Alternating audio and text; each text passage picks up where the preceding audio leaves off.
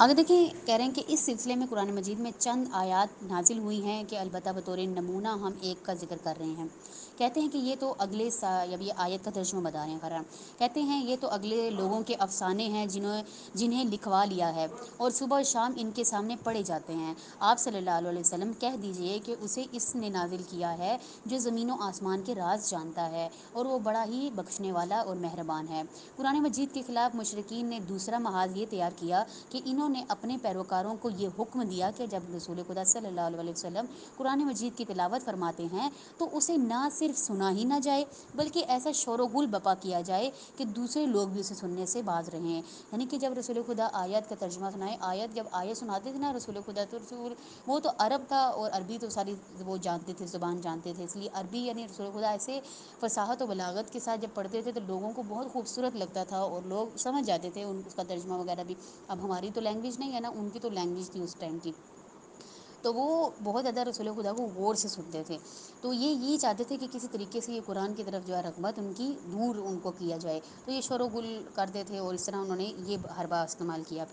پھر آگے آیت نازل ہوئی کہ اور کافروں نے ایک دوسرے سے کہا کہ اس قرآن پر کان نہ دھرو اور جب پڑھا جائے تو شور و غل بپا کیا کرو، شاید تم کامیاب ہو جاؤ۔ یعنی کہ اللہ تعالیٰ کہہ رہا ہے کہ یعنی انہوں نے یہ حربہ استعمال کیا لیکن یہ کامیاب نہیں ہو سکتے، کیونکہ یہ قرآن ہے، یہ اللہ تعالیٰ کی حجت ہے، خود رسول خدا اللہ تعالیٰ کی طرف سے حجت ہیں، اس کو لوگوں تک پہنچنے میں یعنی اسلام کو کوئی بھی جو ہے آگے پھیلنے سے روک نہیں سکے گا۔ آگے دیکھیں ہجرت حبشہ،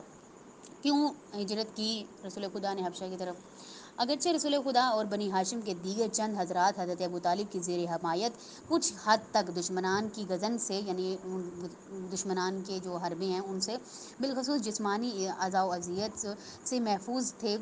مگر دوسرے بے پناہ بے یار و مددگار مسلمان ایذا و اذیت کی انتہائی سخت تکلیفوں اور مشکلات سے گزر رہے تھے۔ پیغمبر اکرم صلی اللہ علیہ وسلم کے لیے یہ بات سخت شاق اور ناگوار تھی کہ آپ کے اصحاب اور ہم نوا ایسی سخت مشقت میں مبتلا رہیں اور ہر طرح کے مصائب و آلام سے گزرتے ہیں۔ دوسری طرف اس بات کا بھی امکان تھا کہ اگر یہی کیفیت برقرار رہی تو ہو سکتا ہے کہ نو مسلم اپنے عقیدے میں سست ہو جائیں۔ اس کے علاوہ یہی حالت دوسرے لوگوں کا اسلام کی جانب عمل سے روکنے کی وجہ سے تھی، چنانچہ اس حالات کے پیش نظر یہ لازم سمجھا گیا کہ اس دیوار کو بھی گرا دیا جائے تاکہ قریش یہ جان لیں کہ حقیقت اسلام ان کے حد تصور اور تسلط اقتدار سے کہیں زیادہ بالاتر ہے۔